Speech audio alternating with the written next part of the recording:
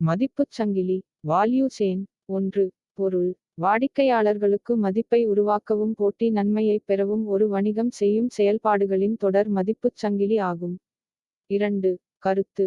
1985 இல் Michael இ. போர்ட்டரால் உருவாக்கப்பட்டது. 3. முக்கிய நோக்கம். உள் செயல்முறைகளை பகுப்பாய்வு செய்து மதிப்பு சேர்க்கக்கூடிய அல்லது செலவுகளை குறைக்கக்கூடிய பகுதிகளை அடையாளம் காணுதல். 4. 2 முக்கிய வகைகள். முதன்மை செயல்பாடுகள். இது தயாரிப்பு அல்லது சேவையை உருவாக்குவதிலும் வழங்குவதிலும் நேரடியாக ஈடுபட்டுள்ளது.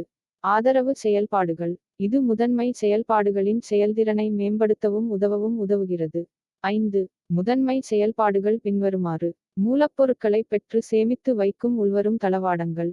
செயல்பாடுகள். உள்ளீடுகளை முடிக்கப்பட்ட பொருட்கள் அல்லது சேவைகளாக மாற்றுதல். 6. வெளியேறும் தளவாடங்கள். வாடிக்கையாளர்களுக்கு முடிக்கப்பட்ட பொருட்களை விநியோகித்தல். 7. சந்தைப்படுத்தல் மற்றும் விற்பனை. தயாரிப்பை ஊக்குவித்தல் மற்றும் விற்பனை செய்தல். சேவை. விற்பனைக்கு பிந்தைய ஆதரவு மற்றும் பராமரிப்பு.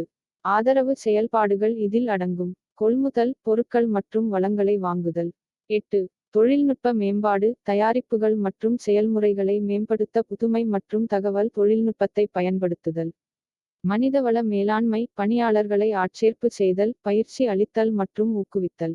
நிறுவன உள்கட்டமைப்பு. மேலாண்மை, திட்டமிடல், நிதி மற்றும் சட்ட அமைப்பு.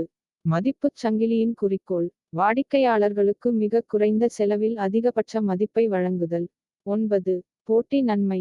போட்டியாளர்களை விட சிறப்பாக செயல்பாடுகளை மேம்படுத்துதல் மற்றும் ஒருங்கிணைப்பதன் மூலம் ஒரு நிறுவனம் ஒரு நன்மையை பெறுகிறது. எடுத்துக்காட்டு. ஒரு ஸ்மார்ட்போன் நிறுவனத்தில் வடிவமைப்பு, தொழில்நுட்பம், அசெம்பிளி, செயல்பாடுகள் மற்றும் சேவை மையங்கள், ஆதரவு ஆகியவை இணைந்து ஒட்டுமொத்த மதிப்பை உருவாக்குகின்றன.